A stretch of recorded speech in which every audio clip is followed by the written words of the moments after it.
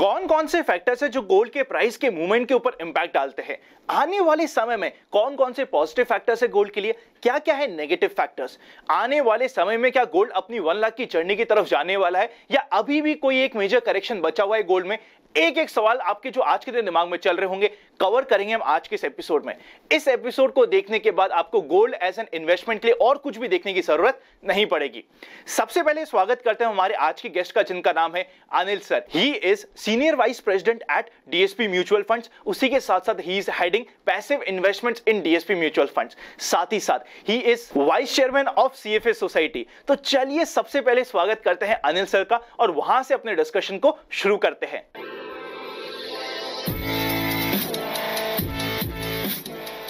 Sir, सबसे पहले आपका स्वागत है, वेलकम है इन्वेस्ट आज फॉर कल की फैमिली में।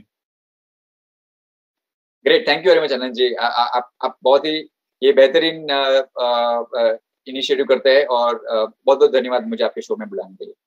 Thank you sir. सर, पहला क्वेश्चन, गोल्ड पोर्टफोलियो में डाइवर्सिफिकेशन का क्या एक्चुअली पार्ट प्ले करता है या हमारे पास कुछ और भी ऑल्टरनेटिव होते हैं? उसी के साथ साथ किस चीज के ऊपर गोल्ड के प्राइस जेन्युइनली इंपैक्ट होते हैं? देखिए, हम आपसे आपका आउटलुक पूछेंगे, मुझे पता है काफी सारे लोग उसके लिए एक्साइटेड होंगे कि क्या यहाँ से हो सकता है, बट उससे पहले आई पर्सनली बिलीव कि हमें थोड़ा सा बेसिक पता होना चाहिए gold as an asset class के बारे में, क्या क्या चीजें उस पर इंपैक्ट करती है और क्या उसका फाइनल हम आउटकम निकाल सकते हैं आज के मार्केट को देखते हुए। बहुत बढ़िया आनंद जी। तो मैं ना इसके पहले आप एक बहुत ही इंटरेस्टिंग पॉइंट बताऊंगा, जो आपसे सबसे फर्स्ट क्वेश्चन था कि गोल्ड किसी भी एक आम निवेशक, आपके मेरे जैसे कोई भी एक निवेशक के पोर्टफोलियो में क्यों होना चाहिए, उसका क्या रेलेवेंस है, मतलब तो उसके पहले रिसेंटली ये वीकेंड पे we celebrated the India independence day. तो I would like to touch upon that to kick start our discussion that आज आप और मैं सब जानते हैं कि अपना 75th इंडिपेंडेंस डे था, करेक्ट। उसी के साथ में शायद बहुत लोग ये नहीं जानते होंगे और उनको जानने की मतलब कभी काम भी नहीं पड़ा होगा कि it was also 50th anniversary of Bretton Woods. Bretton Woods agreement एक बहुत ही महत्वपूर्ण एग्रीमेंट है ग्लोबल कॉन्टेक्स्ट में, जिसके तहत जो कहते हैं गोल्ड स्टैंडर्ड फॉर करेंसी, वो एक बनाया गया था 1940s वगैरह में, after just towards closure of world war 2। तो वो 15 अगस्त 1971 में जो यूएस के प्रेसिडेंट थे, उन्होंने ये अनाउंस किया कि बॉस आज से मैं ये गोल्ड स्टैंडर्ड में से पीछे हटता हूं, मतलब ही broke the Bretton Woods agreement. So वो बहुत ही लैंडमार्क डे था for gold, because with that breakage of the Bretton Woods, पहले जो इशू था कि आज जो भी कोई कंट्री है वो करेंसी प्रिंटिंग, जितनी भी करेंसी उनकी होगी, it has to be correlated और बैक्ड बाय एग्जैक्ट उतनी क्वांटिटी का गोल्ड रिजर्व्स। तो 15 अगस्त 1971 means actually 50 years back that got broken. तो उसका एक बहुत ही महत्वपूर्ण एक कनेक्शन है गोल्ड से, तो मैं एक जस्ट हाईलाइट करना चाह रहा था। मतलब सर 1971 के बाद में पेपर करेंसी इंट्रोड्यूस हुई? जी, पेपर करेंसी ऑलवेज थी, बट उस टाइम ऐसा था कि हर एक, आज आप इंडियन रुपी का एक करेंसी नोट प्रिंट करते हो या डॉलर का प्रिंट करते हो, उसके पीछे आपको गोल्ड का बैकिंग होना जरूरी है।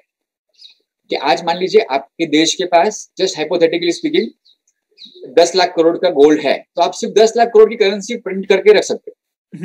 बट नाउ आफ्टर 15 अगस्त 71 के बाद में आपके पास सिर्फ 10 लाख का गोल्ड है, बट आप 50 लाख का करेंसी भी प्रिंट करके रख सकते हो।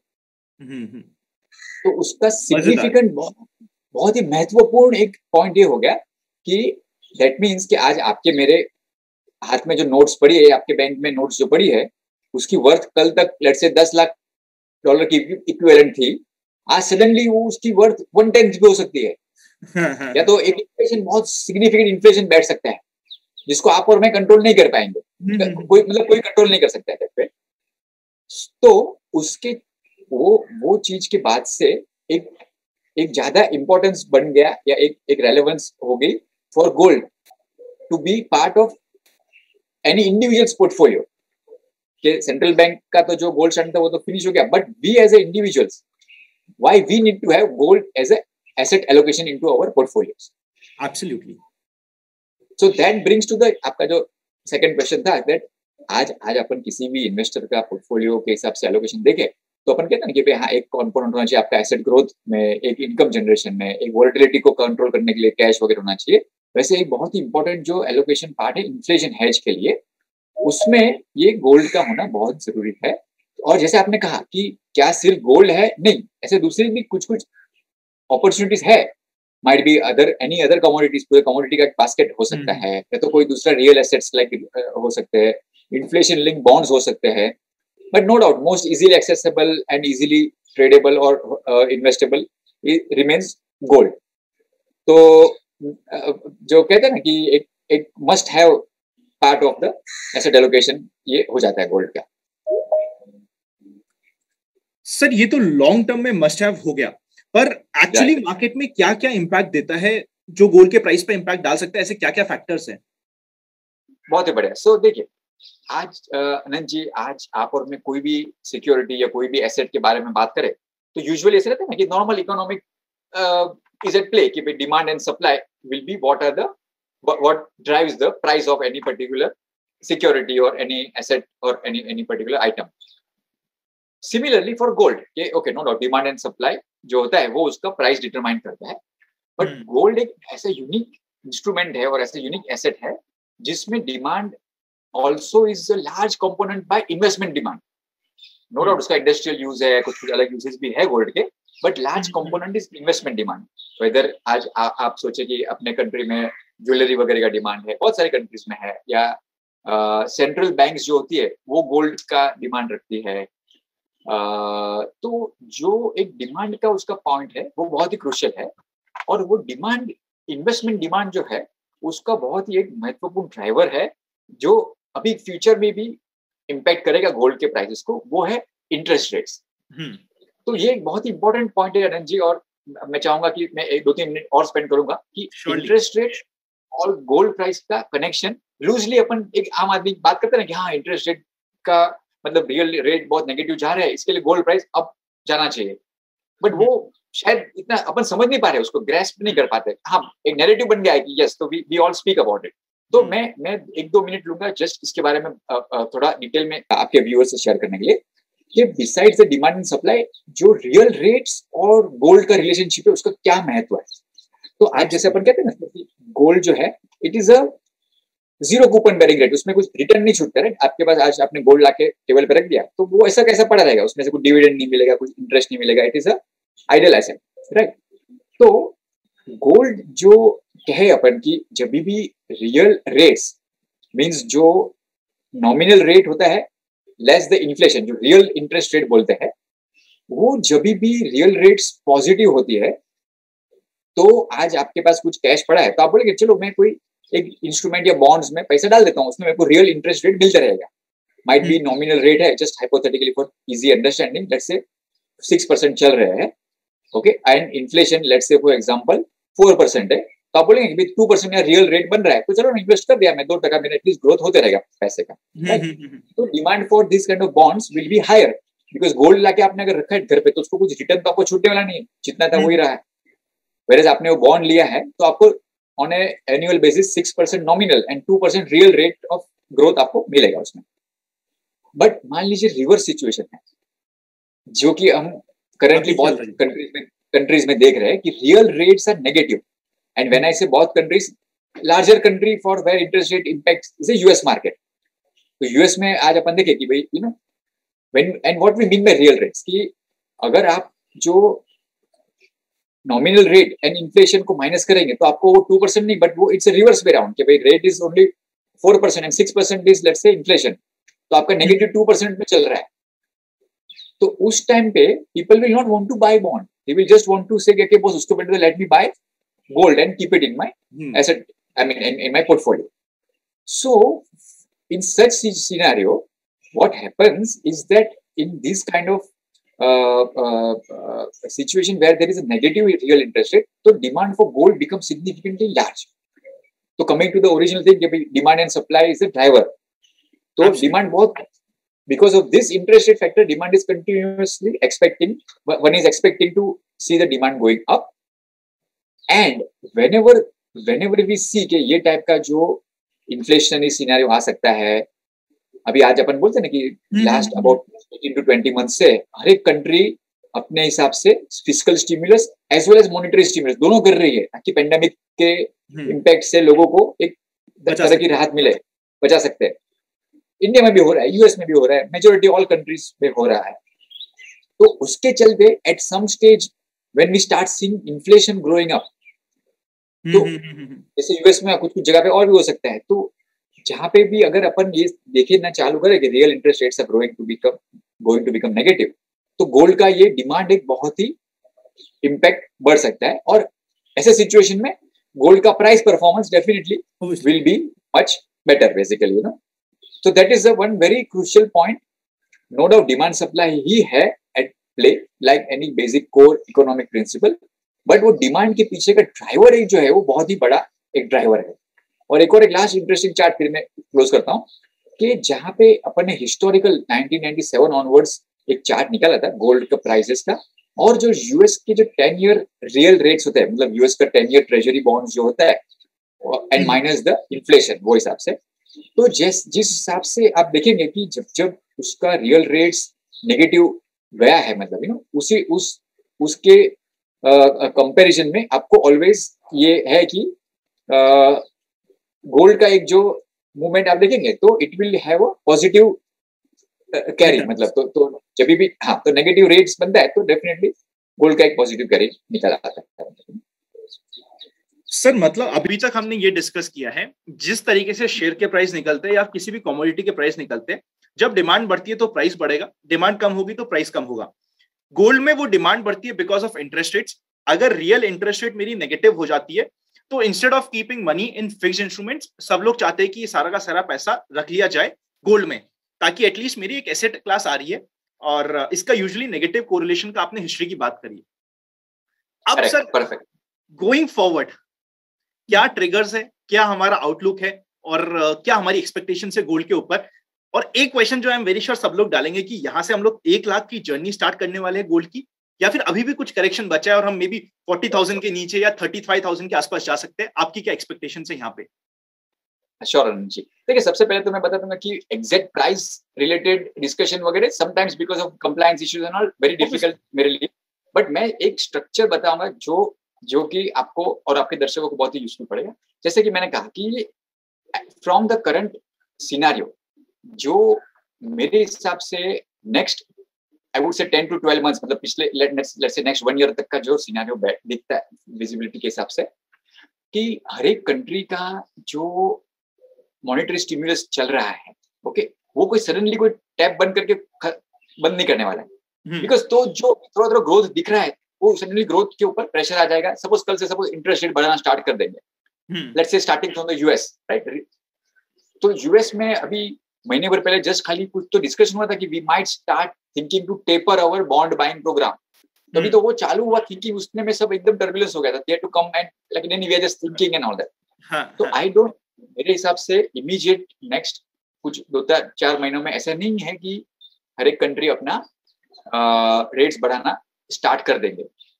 तो जहां तक मैं समझता हूँ ये इनफैक्ट एक बहुत ही इंटरेस्टिंग सिनेरियो चलने वाला है नेक्स्ट 1 ईयर तक, जहाँ पे अपन स्टिल रेट्स को लो या नेगेटिव ये टाइप का डविश रेट एनवायरनमेंट ही देखते रहेंगे, बिकॉज ऑफ विच जिसके तहत नो डाउट गोल्ड का भी एक जो नेचुरल डिमांड और एक इन्फ्लेशन हेज का डिमांड जो चलेगा वो बहुत मतलब स्ट्रॉन्ग चलेगा।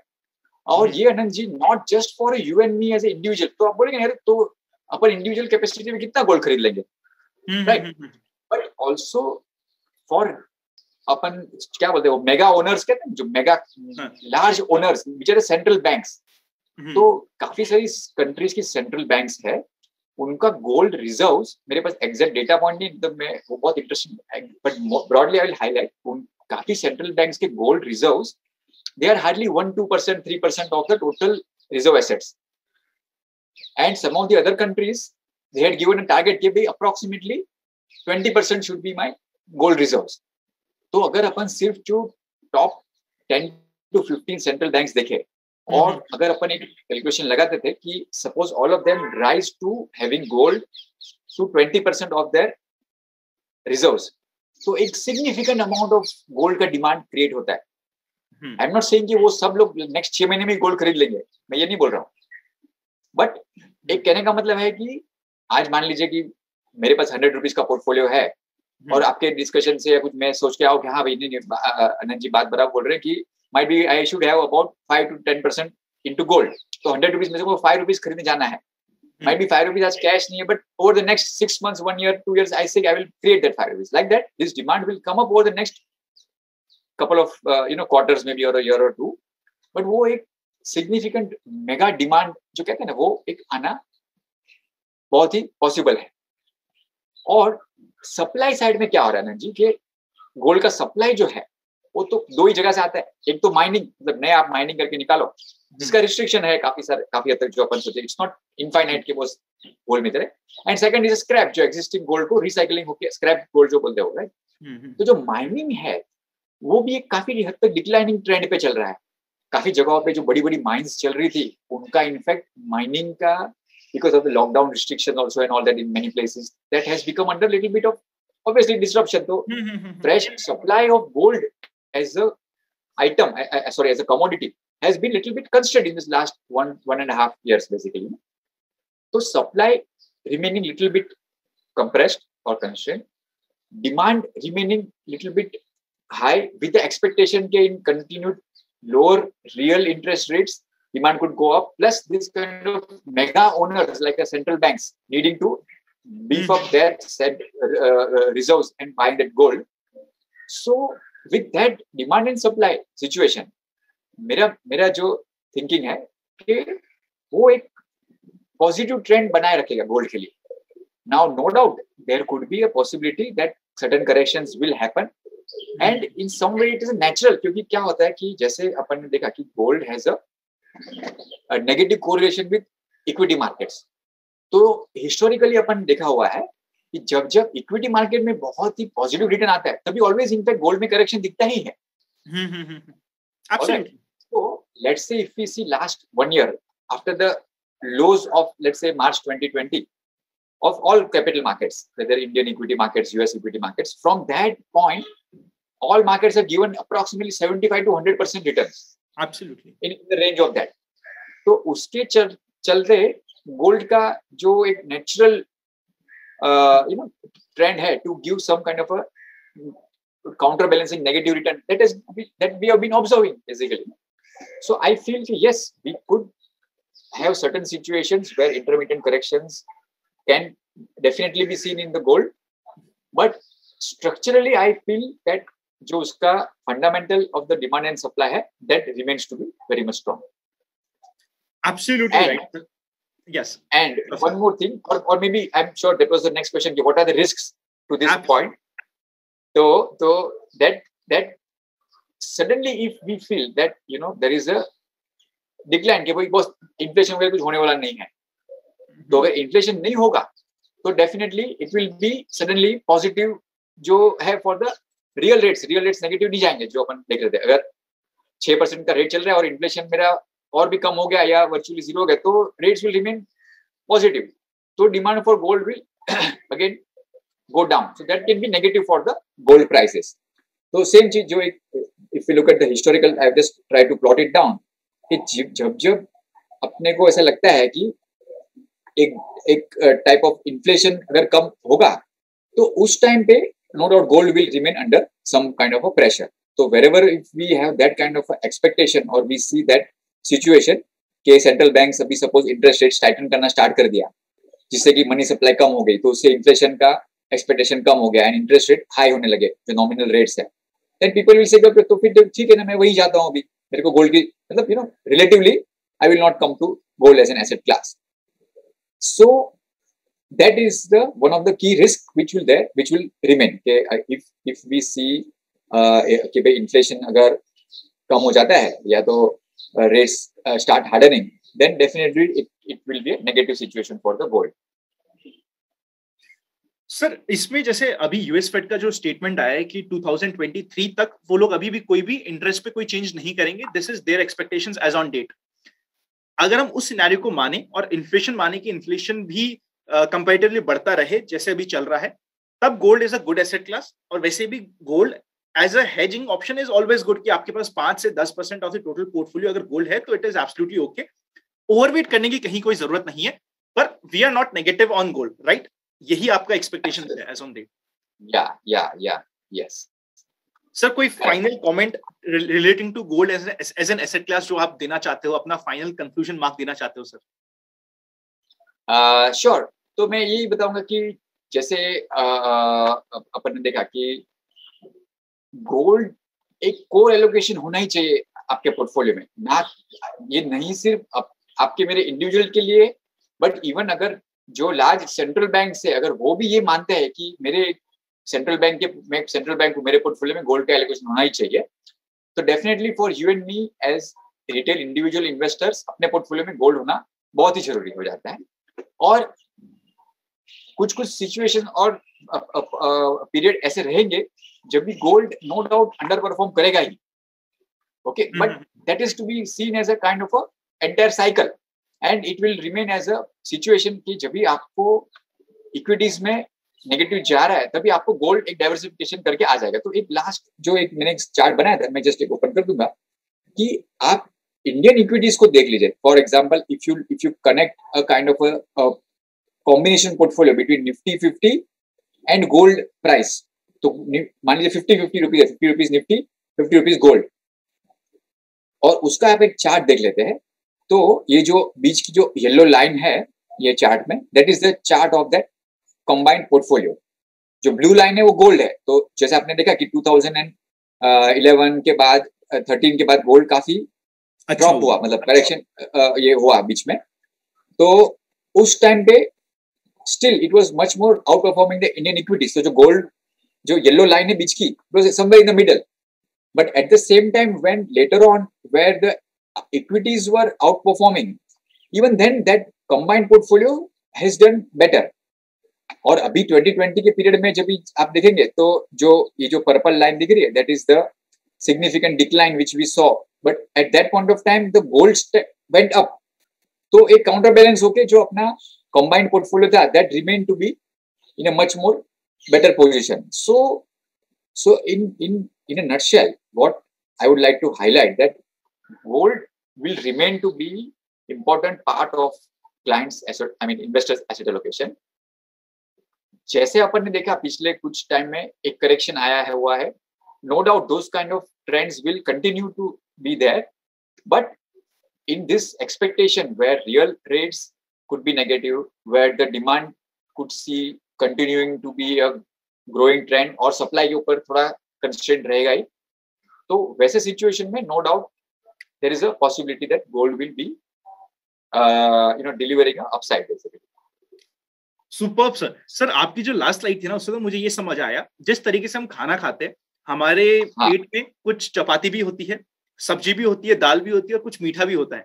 उसी तरीके से अगर हमारे पास एक प्रॉपर एलोकेशन हो रखा है एसेट्स में, तब हम लोग शायद एक बेटर जगह पे प्लेस होंगे अपने वेल्थ क्रिएशन के गोल तक पहुंचने के लिए।